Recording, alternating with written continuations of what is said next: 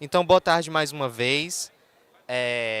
Nós estamos usando no radinho, caso ele saia do canal, nós estamos no canal 3. Vocês mesmos conseguem regular se for preciso e também dá para regular o volume, aumentar, abaixar, de acordo com o agrado de vocês, tá bom?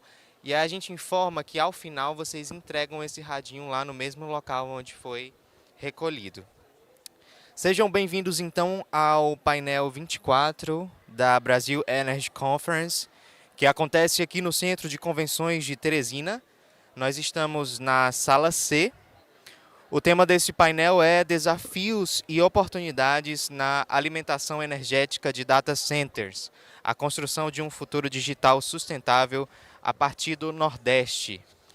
Para este diálogo estratégico, nós teremos a participação de Ellen Gera, que é presidente da empresa de tecnologia da informação do Piauí, ETIP, muito obrigado pela presença. O Marcelo Rodrigues, da UCB Power, seja bem-vindo. Renato Campos, da Enerwatch e Fictor Energia, seja muito bem-vindo. O Cleverton Carlos Ribeiro, da Arthur Inc., muito obrigado pela presença. E a mediação do Regis Vargas, também da Arthur Inc., seja muito bem-vindo. Nós vamos dar início, então, ao nosso painel. Com a palavra, o Ellen Gera, que é presidente da ETIP. Boa tarde, pessoal. Tudo bem? Me ouvem bem? Beleza. Cumprimentar aqui o Regis, em nome dele, todos os nossos painelistas. Bom, para contextualizar, eu vou falar um pouco sobre como que essa demanda da energia tem relação direta com o aumento da capacidade e da necessidade de processamento que nós estamos vivendo no mundo de hoje, em especial com o advento dessa IA generativa. Eu sou Ellen Gera de Brito Moura, presidente da empresa de tecnologia da informação do governo do estado do Piauí. Nosso governo ele tem uma estatal de tecnologia. Então nós fazemos o provimento da infraestrutura básica de tecnologia para todo o governo. Então todas as secretarias do governo, em algum momento, precisam de alguma forma usar os recursos de tecnologia da ETIP. O que nos leva a ter um data center próprio. Então nós temos no governo do estado, só para vocês entenderem, 3 data centers no modelo Tier 3, entre Cefaz e ETIP. A Cefaz também faz gestão de data center nesse modelo Tier 3. E temos também outros 2 data centers no modelo de container. Um na Secretaria Estadual de Educação, que precisou ter um data center próprio, em especial na pandemia, por conta da demanda das aulas à distância, enfim, não presenciais. E um outro data center na nossa subsidiária, Piauí Link, que é a responsável por prover conectividade para todo o governo. É um modelo de container, um data center específico para links, não tem ali processamento de dados, vamos dizer assim, certo? Mas no caso do da ETIP, nós sim temos equipamentos para fazer processamento de dados, visto que os bancos de dados, servidores de aplicação, etc., estão hospedados no nosso data center. Além disso, fazemos uso de um ambiente multi-cloud. Então nós temos também integradores de todas as grandes nuvens conosco, como Google, AWS, Azure, Oracle também, etc. Bom, então, para a gente não ir direto ao ponto, eu fiz questão de trazer essa imagem em preto e branco de fato. Não sei quem aqui estudou ciência da computação ou estudou a história da computação, mas isso aí não é um data center dos dias de hoje. Na verdade, isso aí é um computador do finalzinho da década de 40 para o início dos anos 50. É um computador americano, ENIAC, que era o primeiro computador eletrônico digital. Aqui, realmente, as pessoas estão dentro do computador, de fato, operando válvulas. Então, liga, desliga válvulas, você ia tendo a programação desse equipamento. E válvula, não sei se vocês conhecem, mas ela esquenta. E se ela esquenta, imagina aí dezenas de centenas de milhares de válvulas dentro desse equipamento, o que não era a temperatura desse ambiente. Então, provavelmente aqui, vocês já podem concluir que precisava ter um sistema de refrigeração muito importante para essas válvulas não queimarem e o processamento poder funcionar. Só que não tinha ar-condicionado como a gente tem hoje, não. Então, na época, era muito provável que fazia uso de grandes ventiladores para esse ambiente funcionar. Disse que isso daí tinha algo em torno de 50 graus Celsius rodando aí dentro desse ambiente.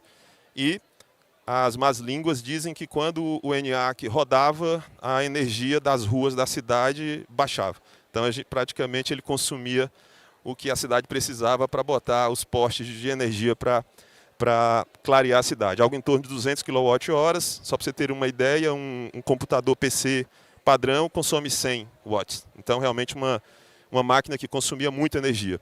Esse problema do consumo de energia e do aquecimento dos equipamentos não terminou ali na década de 50. Na verdade, conforme a computação foi reduzindo de tamanho, foi caminhando para os microprocessadores, para os chips, nós tivemos que inovar e permitir que a gente tivesse dissipadores de calor desses equipamentos para esses chips não derreterem de fato durante o seu processamento. Aí uma foto de uma placazinha mãe antiga com um processadorzinho AMD, com um cooler em cima do processador, lutando para poder esfriar esse processador para ele poder rodar com tranquilidade.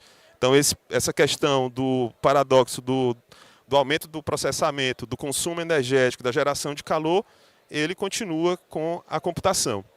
Então hoje a gente tem facilmente, se você vai na internet, pesquisa em artigos científicos, você vai encontrar gráficos que comprovam que o consumo energético tem ampliado bastante e não à toa nós estamos nos preocupando cada vez mais por conta do advento da IA que chegou na mão do cidadão comum no dia a dia. Aqui uma matéria do Olhar Digital, muito fácil de ser encontrada na internet, falando que até 2030 nós vamos ter os data centers usando 3% da energia global, que equivale ao consumo atual do Japão. Então imagina só um Japão todo em data centers, é mais ou menos essa relação que nós estamos caminhando para chegar aí até 2030, e olha que isso agora, né? Porque cada momento isso vai aumentando, sabe-se lá como vai ficar esse gráfico no final desse ano, no ano que vem. E claro que tudo isso foi ampliado por conta da IA. No caso da IA, tem uma situação especial, porque se você tem um celular na sua mão, um smartphone, um tablet, um notebook, um computador, o que acontece? O processador ele não fica o tempo todo rodando a 100% da sua capacidade. Provavelmente seu celular está em stand-by com alguns aplicativos e ele não está quente, ele está com temperatura normal porque não tem nenhum processamento pesado rodando em stand-by por baixo. Mas no caso dos computadores, processadores que processam algoritmos de IA, eles estão o tempo todo no talo da máquina, o tempo todo com alto nível de processamento. Então, enquanto um computador, se você vai lá no painel de controle, nas configurações, você vai encontrar ali um uso de 10%, 15% do processador. Quando você olha isso num equipamento que está rodando treinamentos de IA, você facilmente vai ver que ele está 80%, 90%, quem sabe até 100% do uso daquele equipamento. É lógico que aquela placa NVIDIA, aquela GPU, tem também os sistemas de resfriamento, de dissipação de calor, para que aquela plaquinha também não entre em colapso por conta do aquecimento, e ela esquenta. Então, se você entra facilmente num data center comum, você vai ver que você vai ter muitos equipamentos buscando refrigerar esse ambiente. E aí tem toda uma ciência também de como você coloca e dispõe esses equipamentos para você ter um lugar com ar quente, um lugar com ar frio, para você poder economizar os equipamentos que fazem o resfriamento desse equipamento. A IA é poderosa, mas também é faminta por energia. Eu não sei se vocês acompanharam algumas matérias, mas quando saiu aquele efeito Ghibli, que faz aqueles bonequinhos japoneses, orientais, o CIO da OpenAI ele chegou a dizer isso, né? Ele disse, olha, vocês estão derretendo as minhas placas de processamento aqui dos meus servidores, vou ter que começar a negar a resposta, a aquisição, porque senão vocês vão derreter o meu data center. E é assim mesmo que acontece. Então, gerar uma imagem de IA, por exemplo, pode demandar até 60 vezes mais energia do que escrever um texto de 100 palavras. O crescimento do uso de IA generativa, computação em nuvem, IoT, acelerou todo esse consumo. Então, nós estamos o tempo todo falando disso. Aumentando o consumo, aumentando a capacidade de processamento e o desafio de fazer com que esses equipamentos que são físicos, eles, de fato, não derretam com o nível de calor que eles acabam gerando quando estão em processamento máximo. Para quem está estudando computação quântica, nós estamos também com outro desafio. Porque para eu rodar computação quântica, eu preciso estar com resfriamento lá embaixo.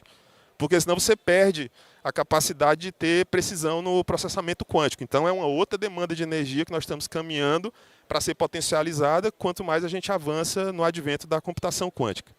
A Microsoft lançou, inclusive, um chip agora recente, mostrando que está avançando também nesse desenvolvimento. É lógico que se eu estou falando de alto consumo de energia, ter que controlar calor, ter que resfriar ambiente, invariavelmente isso toca na questão ambiental.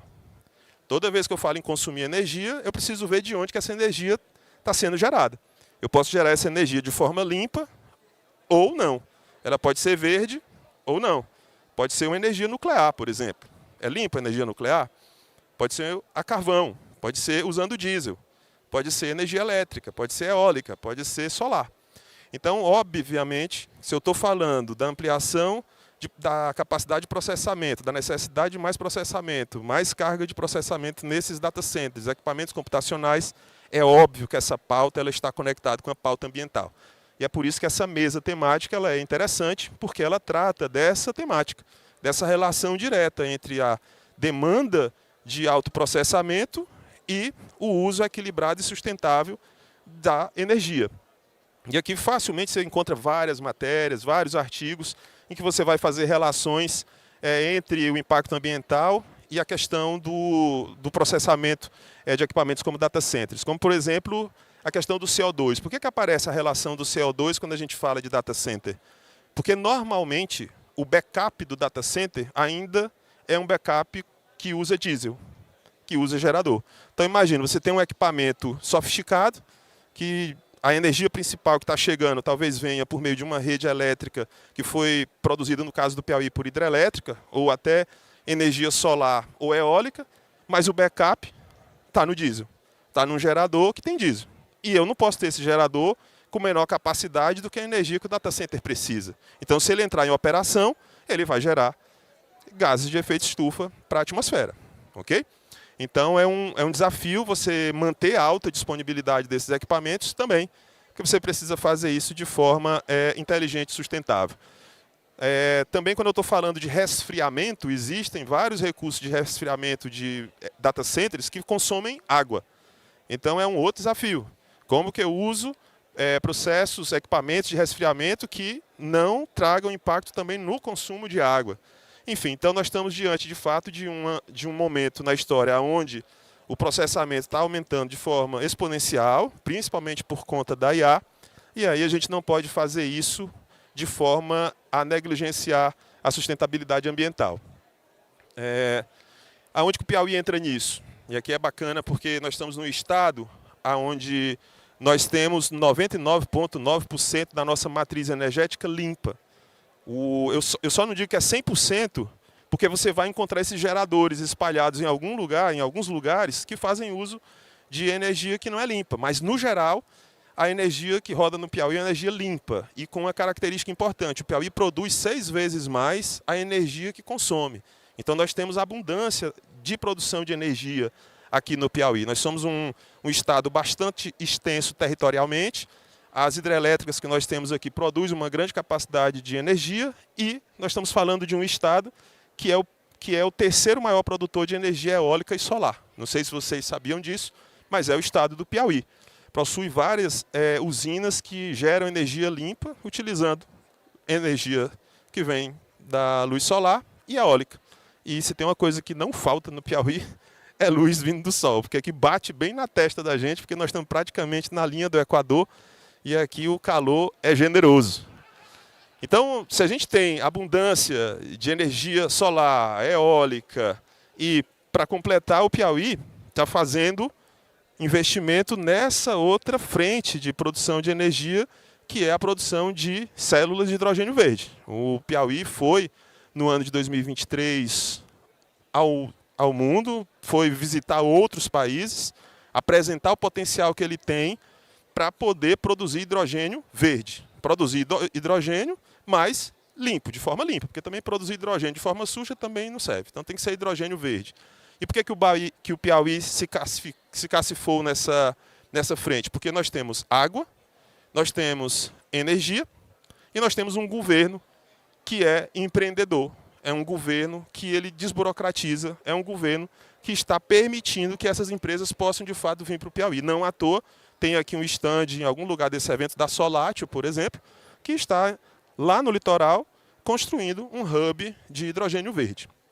Então, nós estamos falando de um estado que já tem liderança e posicionamento na produção de energia solar e eólica e agora liderando a pauta da produção de energia por meio de hidrogênio verde.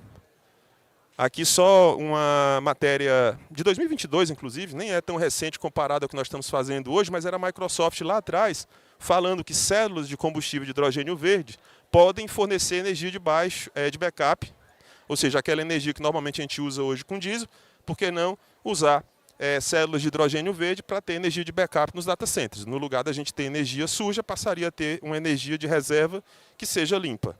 Então, isso é uma possibilidade. No momento que o nosso Estado está liderando essa pauta, e eu estou falando do litoral do Piauí, por que não o litoral do Piauí trazer, então, a implantação de data centers? E aí o nosso governador ele tem, junto com a Invest Piauí, dialogado com investidores, para nós termos ali no nosso litoral, basicamente, um condomínio de data centers.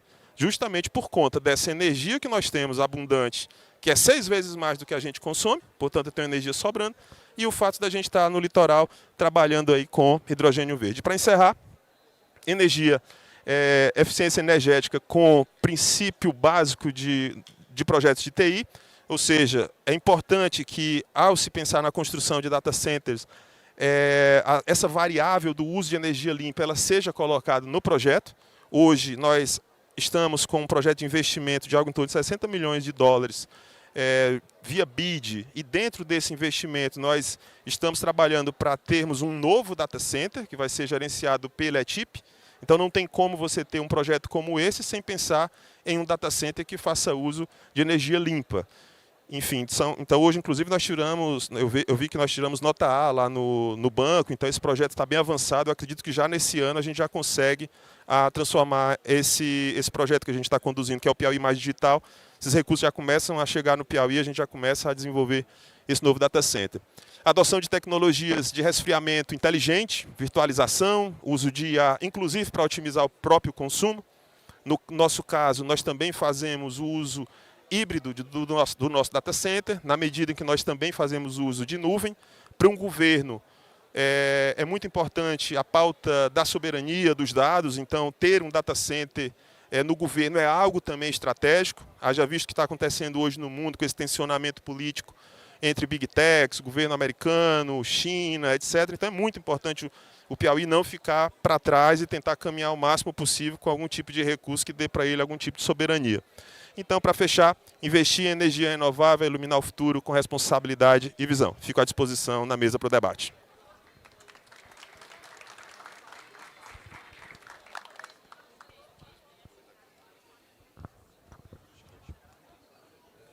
Acho que a gente vai vir para cá. Pode vir sim, né?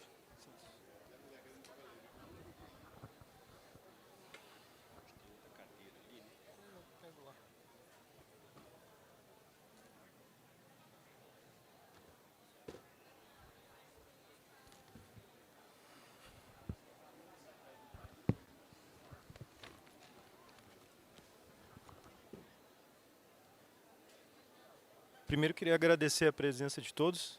Presidente, sua apresentação foi ótima. Acho que ela ilustra muito o que a gente vai acabar conversando na sequência. Como existe essa visão que o senhor apresentou, existe a visão óbvia das empresas aqui, porque elas é quem lidam no dia a dia para resolver esse problema da alimentação. Quando a gente está falando, e ficou muito bem contextualizado, que nós temos data centers, como os de AI e outras aplicações, que eles têm uma necessidade de estar ligados 365 dias por ano, isso exige, na verdade, do ponto de vista de geração, que é quem o Renato representa, do ponto de vista de quem monta os data centers, constrói os data centers e planeja os data centers, que é representado pelo Cleverton, e quem eventualmente tem os sistemas de backup, que também podem solucionar parte dessa questão da alimentação, que é a UCB, aí a primeira, pegando o gancho, considerando que a gente tem uma demanda de entrega de 99% de energia para que esses data centers funcionem, em cada setor, começando por energia, depois do ponto de vista de arquitetura e construção do data center, e depois dos sistemas de backup de alimentação, o que vocês percebem como os principais desafios para serem resolvidos? Tecnologicamente e, obviamente, do ponto de vista de arquitetura. Boa tarde a todos. É um prazer estar aqui com vocês. Bom, do ponto de vista de fornecimento de energia, nós temos aí um desafio bastante complexo, que é o fato dos data centers serem bastante eletrointensivos. né? Eles são grandes consumidores, como muito bem colocou o Ellen na apresentação dele. E a infraestrutura atualmente instalada no setor elétrico como um todo, ela não está, obviamente, preparada para atender toda essa demanda que os data centers vão trazer para o sistema. Adicionalmente, a expansão do sistema elétrico brasileiro ele é feita 100% através de chamadas públicas, de leilões, né? Existe uma empresa chamada EPE, Empresa de Pesquisa Energética, que faz o planejamento de todo o sistema elétrico brasileiro, né? E ela direciona ali a contratação das empresas que farão, licita as linhas de transmissão, as subestações, as gerações e por aí vai. Todo esse processo é um processo moroso, né? O Brasil tem um dos sistemas elétricos mais complexos do mundo, né? Com uma extensão territorial enorme, muitas fontes diferentes, né? Muitos ativos diferentes, de vários proprietários diferentes, e isso traz uma complexidade absurda, né? Então, de uma visão de alimentação, de alimentação energética, eu creio que o principal desafio seja esse. Boa tarde, é um prazer falar com todos. Quando a gente fala do ponto de vista de arquitetura, do ponto de vista de manter um sistema operando 99,99% do tempo, além da questão, claro, de geração de energia, de ter essa energia disponível, a gente tem toda a questão de a gente precisa ter uma redundância muito grande. E no final do dia, como o próprio professor falou, o presidente falou, a gente tem uma questão hoje que AI, qualquer aplicação de data center intensiva, no que você faz no final do dia, você transforma energia em calor, de uma forma ou de outra, processando esse dado, fazendo qualquer tipo de aplicação em cima disso. Então, cada vez mais está se buscando tecnologias, formatos, aumentar, claro, a busca por aumentar a densidade por metro quadrado sempre é algo que está em pauta, e formatos onde a gente vai fazer essa refrigeração de uma forma mais eficiente, usando menos recurso natural, lógico, por uso de dry coolers, por uso de refrigeração líquida, para a gente não precisar fazendo com loop fechado, para a gente não precisar consumir água o tempo inteiro. Então, do ponto de vista de arquitetura, são os dois pontos mais sensíveis. Claro, a gente quer garantir que a energia esteja lá 99,99% do tempo, dependendo em aplicações críticas. Em aplicações que não são críticas, a gente consegue ter uma variação, mas nas aplicações críticas esse é o principal ponto. E como a gente vai fazer a questão de redundância, tanto no sistema de refrigeração quanto no sistema de energia. E no final do dia, acho que esses são os principais pontos que a gente tem que se preocupar do ponto de vista de arquitetura. Gente, Marcelo Rodrigues, obrigado mais uma vez por estar no Piauí, estamos muito bem recebidos, como colocado pelo presidente, estamos sentindo abraçado, né? Realmente um estado muito preparado nessa visão de fazer negócio. Antes de falar do desafio de data center, vamos conceituar a questão de energia no Brasil. Nós somos uma empresa nacional que fabrica bateria no Brasil. Nós temos uma planta em Manaus e outra em Extrema. E a gente vai entender qual que é o papel da bateria. Eu não preciso justificar aqui, principalmente com os dados colocados pelo presidente, da importância da matriz renovável no Brasil. Em torno de 90% da nossa matriz é renovável. Historicamente por hidrelétricas, agora essencialmente por eólica e solar, que eu acho que a gente tem que ter muito orgulho do estado do Piauí. Só que a gente entende que tem um desafio. Essa energia é intermitente. Ela não tem disponibilidade o tempo inteiro. Então nós vamos entender que é o seguinte, a energia renovável, o Brasil conseguiu entender, tá certo? Que isso é um caminho bastante interessante, não preciso dizer o que foi feito de 10 anos para cá em eólica e fotovoltaica, mas ela tem uma intermitência. A gente acredita que uma forma de melhorar a continuidade desse crescimento dessa energia renovável é você trazendo um pouco de segurança para ela com baterias, não com geradores diesel e térmico, que é muito mais caro. Antes, vamos só conceituar um ponto importante. Por que a energia renovável cresce? É sustentável? É. Ela é muito mais barata. Então, economicamente, você consegue produzir energia eólica e fotovoltaica muito mais, tá certo, barata que qualquer outro meio. Não vou comparar aqui com as hidrelétricas do passado, mas sem dúvida nenhuma, uma fonte hoje muito mais barata, efetivamente. Se eu tenho energia renovável, eu estou exportando energia e o Brasil joga energia fora, eu acho que o Piauí está com uma visão muito clara de entender o seguinte, eu tenho que trazer carga perto da geração. Essa é uma super oportunidade que o Piauí se conecta de maneira diferente. Em vez de eu exportar, porque eu não trago, tá certo? Investidores para colocar carga perto, tá? Da geração. Pô, acho que é um desenho absolutamente fabuloso. Acho que a gente pode capturar isso. Para mim é o seguinte, energia não é mais custo. A gente sempre achou que energia era uma questão de despesa.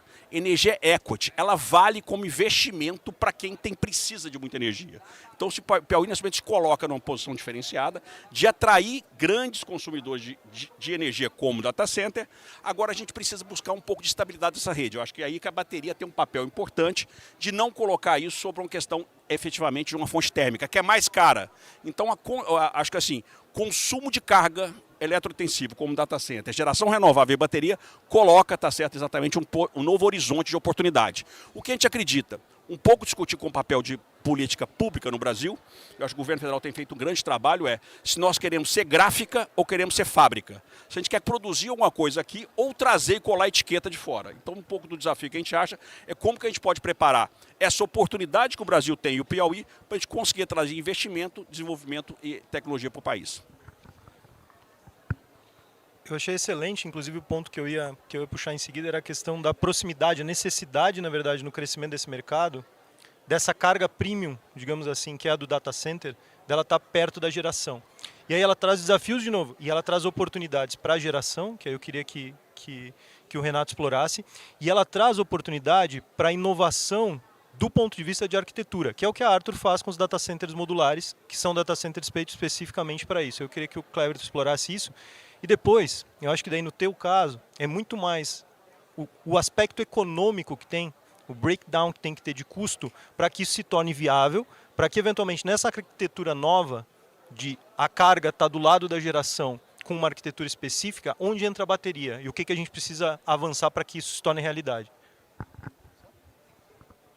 Então, abordando o primeiro ponto, né, cada vez mais a gente está vendo essa questão, essa busca por data centers e por cargas que estejam cada vez mais remotas, digamos assim. Ou seja, muito mais perto da geração, longe de grandes centros. Por questão de linhas de transmissão, por questões, claro, financeiras e econômicas que impactam também.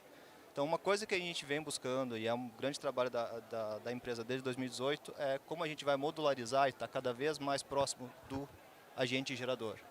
Então, hoje nosso principal foco ainda é nos Estados Unidos, então hoje a gente busca muito se aproximar de subestações que estão com energia basicamente, não digo sobrando, né, mas elas têm a capacidade para fornecer, onde esse valor, essa energia ela não está sendo monetizada. E por todo o desenho que a gente tem, vamos lá, só vai ter investimento em geração se tiver uma receita da geração. Só vai ter investimento em transmissão, em distribuição, se a gente conseguir que isso seja viável economicamente. Então, um dos principais pontos é como a gente faz todo esse desenho acontecer, onde a gente consegue colocar essa carga do lado de uma maneira que a gente possa ter tanto aplicações críticas, onde a gente vai precisar ter 99,9% de operação ligada, e como a gente usa outros formatos, como hoje a gente, por exemplo, faz nos Estados Unidos usando mineração de Bitcoin, que é um tema que está ganhando cada vez mais evidência lá, como a gente usa esses players para também ser agentes que façam uma monetização dessas infraestrutura que já está lá e que ela faça um círculo virtuoso, que na verdade, você tendo a receita provinda de pontos onde hoje não tem esse consumo, esse próprio receita desse consumo ela vira mais investimento em geração, mais investimento em subestação e basicamente o valor que vai se colocando em infraestrutura num primeiro momento ela acaba virando mais investimento em infraestrutura num segundo momento, que é o que está acontecendo bastante por lá, que é uma coisa que a gente pode sim e tem como explorar muito mais no Brasil para trazer sim mais investimento em geração, mais investimento em transmissão, mais investimento em ter uma carga que esteja bem monetizando, né, quem está lá na ponta, quem investiu em toda essa geração. Acho que esse é um dos principais pontos que a gente tem que fazer exercício de abordar, de como a gente vai conseguir colocar isso, rodar e fazer realmente esse círculo virtuoso ele acontecer.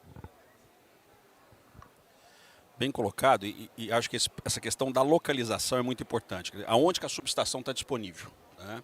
O que quer dizer com isso? Se eu voltar, a gente olha para a história às vezes consegue explicar muita coisa para a gente.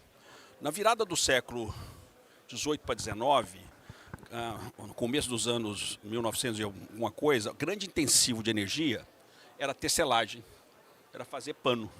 E eu precisava de energia para tocar os teares. Eles construíam a fábrica onde tinha queda d'água para ter energia. O que nós vamos fazer agora como data center é enxergar onde tem energia para levar o data center. E a gente está entendendo isso com super potencial. Por outro lado, o Renato colocou muito interessante, pela primeira vez, a EPE, Estudo de Pesquisa Energética, definiu carga de data center significativa. Ela tem um impacto na rede. Aí eu vou voltar para a história agora mais do meu tempo, tá? A minha avó falava, não vai tomar banho agora que a luz vai ficar fraca. É isso. Então tem que saber como que eu vou conseguir colocar esse data center no local correto, com o menor impacto do ponto de rede, né? Isso abre uma perspectiva bastante interessante, né, de conseguir fazer que esse data center seja, o Brasil seja um grande polo. Hoje a gente nem aparece no mapa, nós somos o 15º do mercado data center no mundo, a gente pode ser o 5º. Isso é atrair investimento. E agora para isso tem que ter todo um planejamento, né, Renato, de geração, onde colocar isso. E para mim, aí do lado das baterias, a bateria vai ter um papel importante para ser meio modulação, né? Quando essa luz começar a ficar fraca, ela segura um pouco o sistema e mantém o sistema de maneira efetiva. É importante colocar, né, de forma complementar, que, como colocado pelo Marcelo no primeiro bloco de perguntas, que praticamente toda a geração renovável, ou boa parte da geração renovável, está aqui no Nordeste. O Piauí, né, está ali liderando esse segmento. Então, o que acontece? Você está tendo ali um excesso de geração renovável aqui na região, onde a maior parte da carga está lá no Sudeste. Então, quer dizer, isso exige uma infraestrutura absurda de linhas de transmissão, de subestações, para que você consiga transportar toda essa energia daqui para lá. E pelo fato da energia renovável que a gente usa, né, que a gente está gerando aqui, que é eólica e solar, elas serem fontes com bastante oscilação, elas são fontes intermitentes por natureza, mas tem bastante oscilação. A solar é óbvio porque tem o período do dia, a eólica porque tem o ciclo do vento, nem todos os momentos tem a mesma velocidade de vento. Então, para que você mantenha a segurança energética, você precisa ter uma fonte mais perene funcionando, uma fonte hidrelétrica, uma fonte termoelétrica, uma fonte que você consiga controlar, né, o quanto você está entregando naquele momento. Então, a proporção que você consegue colocar de energia renovável dentro da matriz inteira ao mesmo tempo, quando você tem essa característica da fonte num lugar e a carga em outro lugar, ela fica muito mais distante. Ao passo que a gente está trazendo os data centers para próximo da geração, esse problema ele é parcialmente resolvido, ou muito, boa parte desse problema ele fica resolvido. Então, trazer os data centers para cá é algo assim, quase que óbvio, né?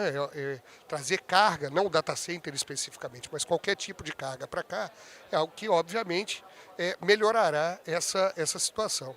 E aí uma informação adicional que está muito divulgada, praticamente todos já têm ouvido muito falar sobre o curtailment, né, que está havendo em cima da geração eólica e solar.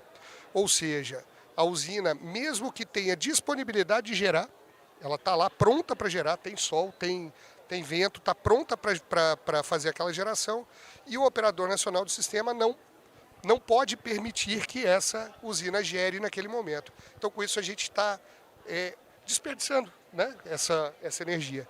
Obviamente, as baterias são o mecanismo que pode ajudar nisso, trazer a carga para próxima, o outro mecanismo que pode ajudar nisso. Mas nesse caso, o curtailment para todo mundo aqui é uma oportunidade. Eu acho que aí agora vale talvez a gente explorar um pouco esse aspecto. E Marcelo, nesse caso daí, vamos de novo para aquela questão econômica da bateria. O que a gente precisa para tornar a bateria padrão nesse tipo de solução de carga? Vamos lá. Estão escutando? Ok. Quem tem painel em casa? Foto para faltar. Ok. Regulações de energia de maneira mais avançada, todo mundo tem painel em casa ou tem uma fonte de geração renovável, tem que colocar 20% de bateria. Essas são as legislações mais avançadas. Porque senão você vai ofender o sistema. O que está acontecendo hoje é uma ofensa ao sistema. Eu estou gerando, né, em determinado momento, quem tem fonte renovável tem que armazenar aquilo por um tempo. Na falta de bateria, por falta de regulação, nós estamos jogando energia fora. Por acaso, em torno de 20%. Olha que estranho. Hoje o curtailment no Brasil é em torno de quase 20% a 25% da energia gerada. Então nós jogando energia fora. Okay? O que a gente fala de bateria? O mundo colocou ano passado 169 GB de armazenamento. Foi praticamente a soma dos últimos 5 anos.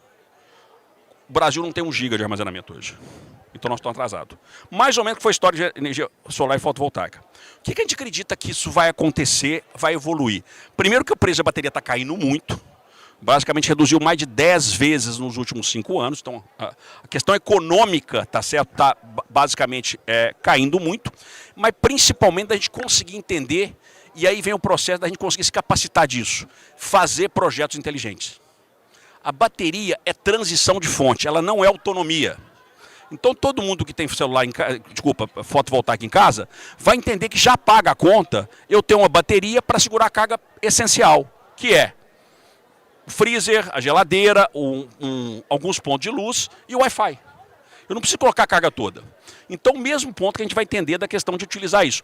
É uma conta econômica que está caindo o preço, e outra eu tentar dimensionar por um processo de transição em torno de 20% da carga é um caminho interessante. Então passa da redução de custo e projetos inteligentes para a utilização de bateria.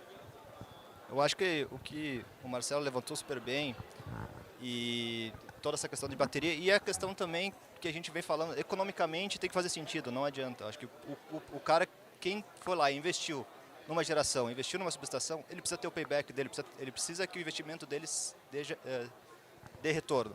Então, por isso que a palavra, acho que foi a palavra que a gente mais conversou nos últimos 2, 3 dias aqui, é curtailment. E curtailment, ele está sendo um tópico amplamente discutido do ponto de vista dos geradores, porque sim, está afetando a receita de todo mundo que investiu algumas centenas de milhões de reais em plantas, porque literalmente são momentos onde você estaria rentabilizando aquela energia e você não está conseguindo, você está tendo que desligar, na verdade, sua operação, a sua geração, porque o próprio sistema não dá conta de consumir essa geração. Então, quando você traz o data center para perto desse sistema, eu acho que nisso é uma das questões que a gente sempre levanta muito, a importância e a parte mais positiva da mineração de Bitcoin que nós temos como aplicação em data center, é que literalmente em qualquer momento que você estaria desligando a sua planta, você pode ligar uma carga que ela é uma carga de modulação. É o que a gente chama, uma carga que ela pode ser ligada e desligada a qualquer momento, que você vai estar gerando um retorno para o investidor no final do dia, para o investidor da planta, para o investidor de terceiros. Então, ter esse potencial junto com a bateria, que também é uma solução, digamos assim, paralela e suplementar a isso, traz com que cada vez mais se mantenha esses geradores com investimento e com fome de investir mais em geração, para que esse ciclo continue. E complementando daí com uma pergunta que eu te perguntei antes, tu percebe que a gente tem espaço nesse caso para trabalhar com resposta e demanda com esse tipo de carga no Brasil, como a gente tem em outros mercados, como por exemplo o mercado americano, isso já tá disseminado, funcionando. Como tu percebe isso vindo para cá? Depois eu queria que o Renato entrasse no mesmo aspecto. Como tu acha que resposta e demanda otimiza o teu retorno numa planta de geração?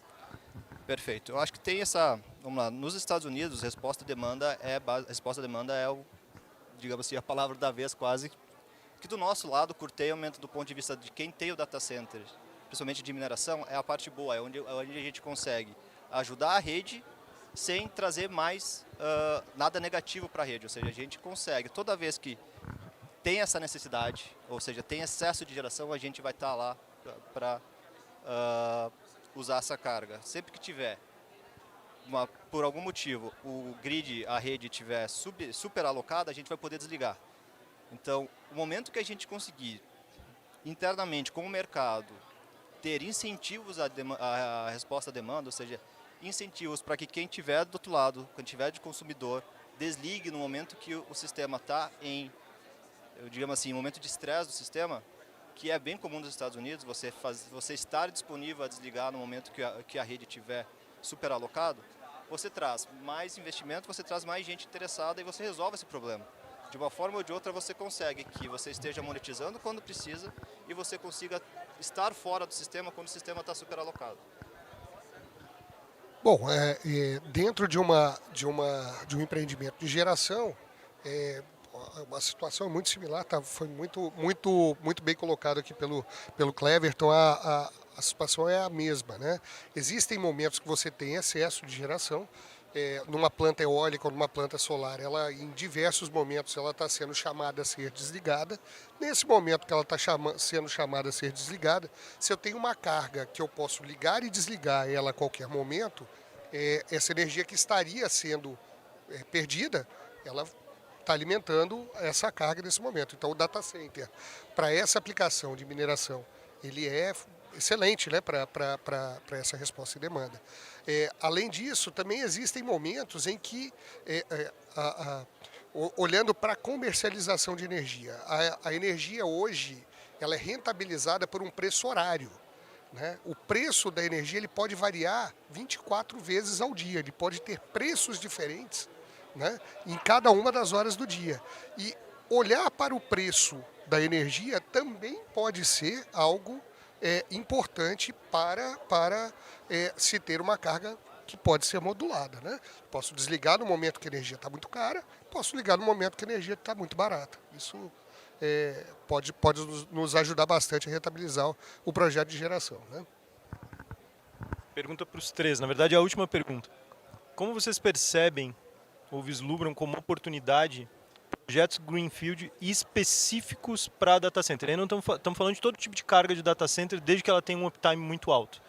Porque eu percebo que o seguinte, o maior problema que tem quando tu está indo hoje no mercado brasileiro, quando tu está indo com problema de outorga, quando tu está indo com problema de curtailment, quando tu está indo com todas essas outras questões que tem de ambiente, tu tem uma carga fixa, ela facilita provavelmente para tu ter o payback da tua operação, eu imagino, eu queria que tu falasse sobre isso. E no caso de vocês, ela é solução também para as duas pontas, né? No teu caso, eu queria entender um pouco melhor como tu acha que bateria funciona nisso em projeto Greenfield. Vamos colocar um ponto importante. Tem uma coisa no Brasil para a gente resolver, é o processo de convencimento. Primeiro, convencimento do regulador, da ANEEL, do MME. Nós fazemos parte, a UCB, da Associação Brasileira de Soluções de Armazenamento. Já são 58 empresas falando do segmento. O Brasil está atrasado em armazenamento por causa de uma pauta regulada que não está definido ainda. Né? E quando tem um problema igual esse, nós estamos com um problema que você colocou bem de payback, de retorno de investimento. Todo mundo vai para Brasília e quer empurrar a conta para o consumidor. É assim que funciona no país. Concorda? Ajuizando. Eu acho que basicamente é o seguinte, vão trabalhar, vão tentar entender que tem oportunidade, ainda não um greenfield, de potencializar os parques existentes, trazendo já novos investimentos para se viabilizar. E assim, e o que tem escutado aqui muito próximo do governo do Piauí, assim, aqui não tem que convencer, vocês já estão convencidos, já estão fazendo. Né? Acho que é um ponto bastante interessante. Quando eu olho de novos projetos, é aquela sacada, olhando para a questão de tecelagem. Tem oportunidade de energia ali, vamos pôr lá. Então a gente tem um olhar hoje sobre a matriz energética. Primeiro, para quem já está gerando, melhorar a rentabilidade do seu negócio com oportunidades e novas oportunidades aonde que o ativo mais importante para o data center é a energia. Então como é que eu vou fazer projetos novos onde que o custo se viabiliza porque eu vou ter energia barata e disponível? Bom, da visão de investidor, né, em geração de energia elétrica renovável, né? A Fictor Energia nós aqui como Fictor Energia, temos diversos empreendimentos ali de geração espalhados pelo Brasil. Esse mercado de data center ele é um mercado muito interessante. Nós temos um método de trabalho que a gente tá utilizando, é de ter projetos desenvolvidos diversos projetos desenvolvidos em alguns lugares, tá? Com o objetivo de trazer clientes para esses projetos. E, mediante a ter os clientes para esses projetos, a gente constrói. Né? Então, você tem um prazo ali de 1 ano, 18 meses, 2 anos para construir o projeto e alimentar esses empreendimentos de geração. Esse tipo de empreendimento, ele é interessante para nós porque nós estamos tendo a oportunidade de colocar os data centers no mesmo site em que você está gerando energia. Com isso, você não está usando a rede, né? Você, obviamente, precisa da rede para conexão, você não gera energia solar durante a noite, você não, né, a mesma eólica você tem ali intermitência da fonte, então você precisa da conexão à rede, mas o fato de você estar colocando a carga dentro do parque, né, isso garante que você possa gerar energia o tempo todo, diferente do que das oportunidades que você tem frente aos contratos tradicionais, né? Então, esse modelo de projetos Greenfield, né, para esse tipo de aplicação é um principal modelo que a gente está usando. Obviamente, utilizar a infraestrutura existente, ter usinas prontas para atendimento também nos permite entrar em oportunidades mais imediatas, né? Existem oportunidades em que você não tem esse prazo de 12 meses ou de 2 anos ali para construir a planta de geração para atender a carga, né? Então, você ter ali projetos prontos, isso facilita bastante. Então, o que nós estamos fazendo é um mix, né? A gente está comprando projetos existentes, indo até o final dos contratos existentes, e depois os contratos finais existentes a gente está substituindo por situações como essa, né? E acho que do ponto de vista de data centers, né, uma coisa é clara, o processamento vai continuar aumentando, o ser humano ele vai continuar querendo cada vez mais funcionalidades de AI na vida dele. A gente, depois que começa a ter, é o famoso, depois que você começa a entender as coisas e começa a ver o tipo de aplicação que tu pode ter ali, é dificilmente você dizer, não, vou diminuir minha capacidade de processamento hoje. O investimento está levando para esse lado de cada vez ter mais processamento disponível.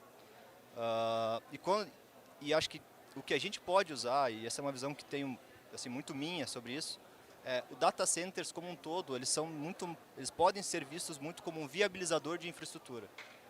Literalmente, ele faz com que o cara de geração, o investidor de geração, ele tenha uma certa, digamos assim, uma visão do que pode ser a receita, o retorno dele, pode acelerar o retorno dele, pode fazer com que ele invista mais.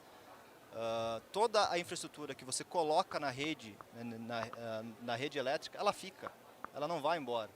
Então, você conseguir fazer isso e usar o data center, usar todo esse investimento que está aí disponível, que o pessoal está interessado, como um viabilizador de infraestrutura, é o melhor jeito que você pode usar um interesse que já está iminente, que todo mundo está vendo que está acontecendo, em prol de você melhorar a sua infraestrutura, melhorar sua própria rede elétrica, para sim estar pronto para futuros ciclos digamos assim, industriais que possam vir, você tem ali a infraestrutura pronta para dar suporte para isso.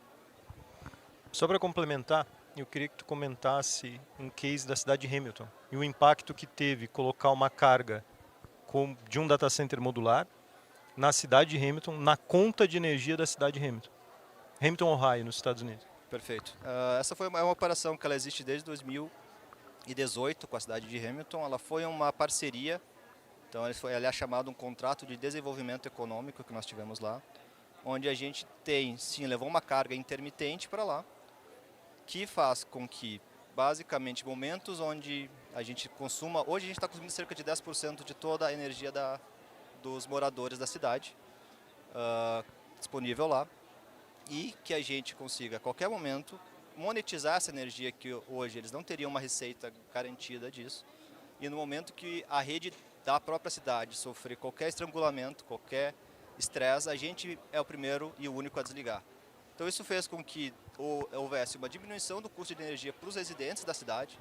Então a própria parceria com a cidade, toda a rede elétrica da cidade é gerida pela cidade. Então é eles que demandam os preços e organizam os preços junto aos residentes.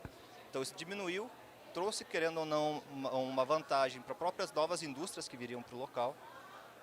E chegou um momento que esse contrato de desenvolvimento econômico ele não virou mais só um contrato, ele virou literalmente um novo, como é que eu posso dizer isso, um novo ajuste, um novo regra de rate de energia, de custo de energia específico para o nosso tipo de carga.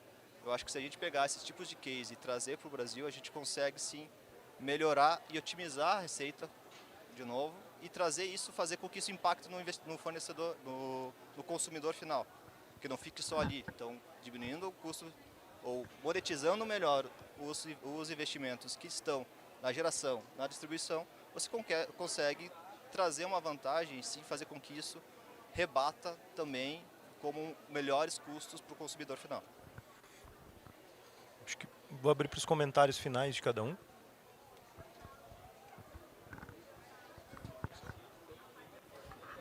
Não, só queria agradecer a oportunidade do painel, né?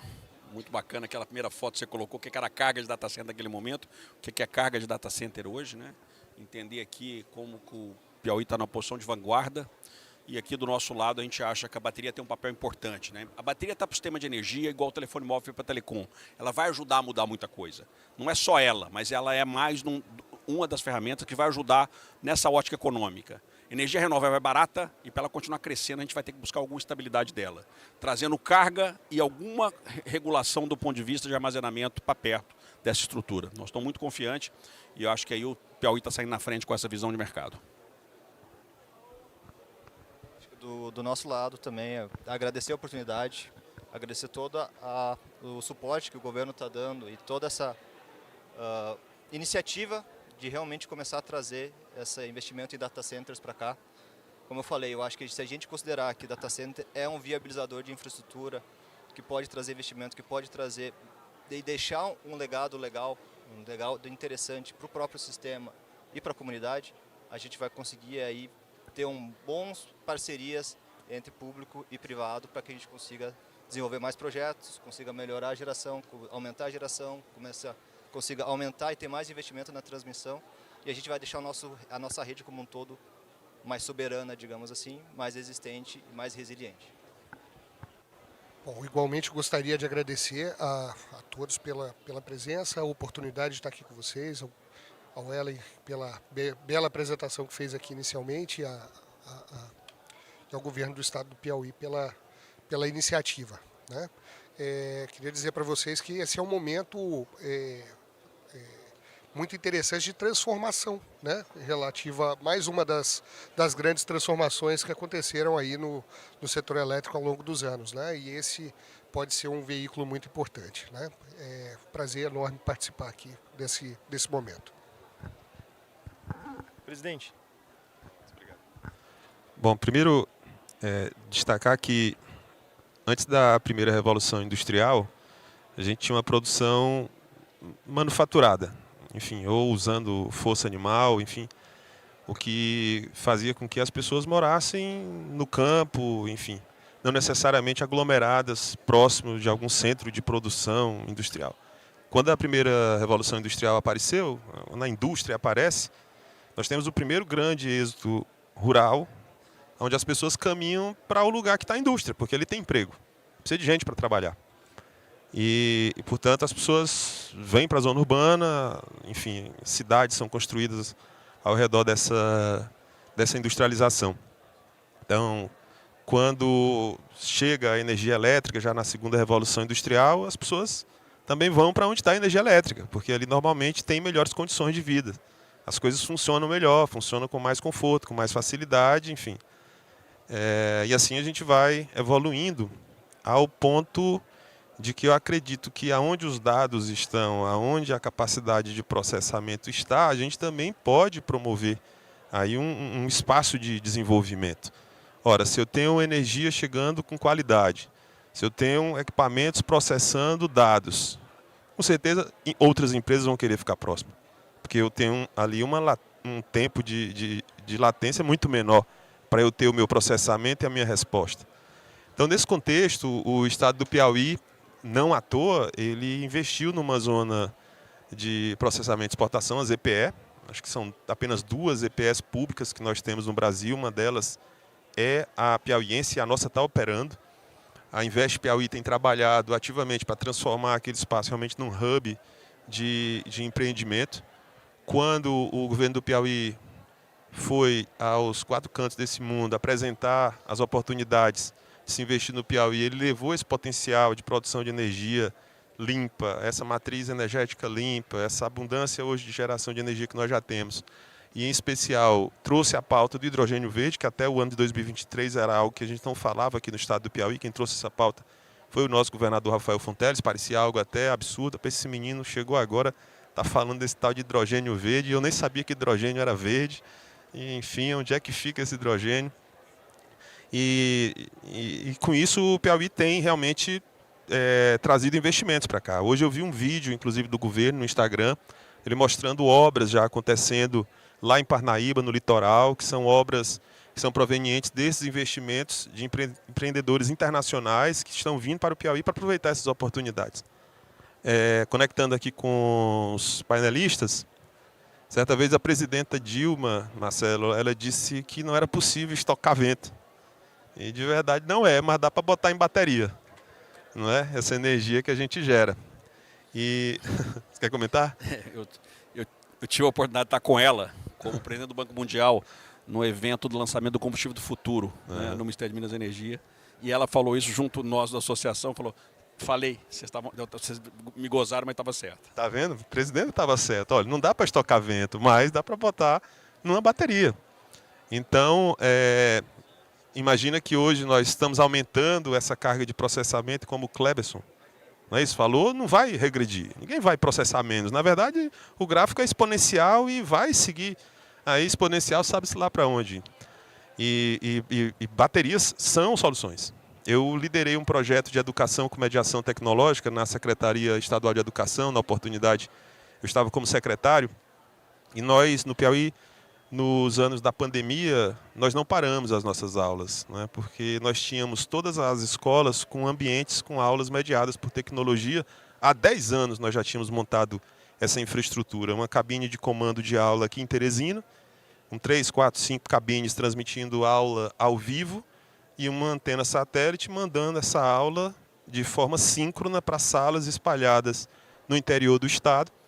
E a aula acontecia por videoconferência, com um mediador em sala, ouvindo os estudantes e reportando para o mediador, para o professor especialista que estava aqui na capital, visto que nós não temos professores especialistas sobrando em todos os municípios. Pelo contrário, algo em torno de 50% dos professores do Piauí, eles estão em salas de aula, em disciplinas que não são aquelas de sua formação básica.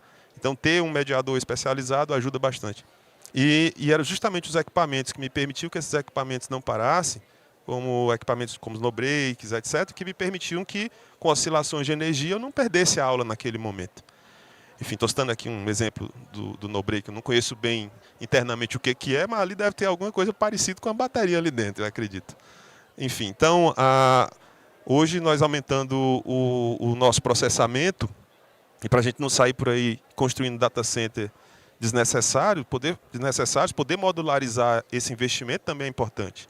Veja que eu citei para vocês na fala inicial, que o governo vai fazer um investimento em um novo data center no modelo similar ao que nós temos hoje na ETIP, padrão Tier 3, sala-cofre, etc. E eu já ouvi outras secretarias dizendo que quer um outro container. Então, isso é necessidade da carga, necessidade do processamento, que está aí batendo na porta de todo mundo que precisa processar alta demanda de dados. Você olha aqui atrás, você tem a CEPLAN, e você está vendo ali um painel que tem um mapinha do Piauí.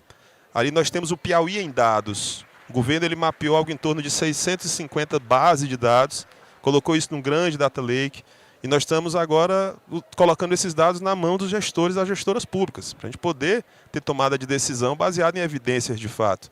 Mas aí não é só botar isso no Power BI, tem que ter algum processamento inteligente, porque senão o gestor vai ter um labirinto de dados e no final a decisão dele fica confusa. Então a gente precisa processar dados. O governo do Piauí ele também está investindo numa inteligência artificial treinada com o conhecimento da língua portuguesa. Desde 2023 nós temos cerca de 50 pesquisadores fazendo uma varredura de tudo que tem do conhecimento na língua portuguesa de forma pública, transformando isso num grande dataset para fazer treinamentos de LLM com o conhecimento da literatura, do conhecimento da língua portuguesa. E isso você não consegue processar num data center comum. Então, o governador ainda assim fez investimento em máquinas com placa H100, NVIDIA, GPUs que estão instaladas nos nossos data centers. Então eles precisam de energia para rodar. Agora não dá, infelizmente, com máquinas em pequena quantidade, fazer treinamentos de grande volume de dados. Então por isso nós estamos usando modelos híbridos. treina em algum lugar, depois essa inferência acontece aqui sobre nossa soberania. Então a pauta de soberania é uma pauta muito importante. E nesse contexto todo, fechando, apostando nessa ideia da gente poder ter também células de hidrogênio verde, poder, quem sabe, usar baterias, que é algo que a gente pode avançar, inclusive conversar com o governo, porque eu vejo esse uso, um pouco uso disso nos nossos data centers. Eu vejo muitos geradores, apostas em alternativas de energia e vejo pouco uso de baterias. Então é bem interessante ter a pauta que a gente pode avançar e entender como está o desenho aqui no caso do governo, quem sabe fazer alguns investimentos, visto que nós estamos fazendo agora com recurso do Banco Mundial. Tá bom? Então, só finalizar, agradecer o convite, agradecer ao Regis que fez a mediação aqui do painel e dizer que essa pauta ela é uma pauta fundamental. Não adianta nada a gente entregar de um lado serviço de melhor qualidade para o cidadão por meio de tecnologia e de um outro a gente despejar esgoto sujo, poluído no meio ambiente que a gente vive. Tá bom, pessoal? Então vamos usar a tecnologia de forma consciente. Obrigado, pessoal. Obrigado.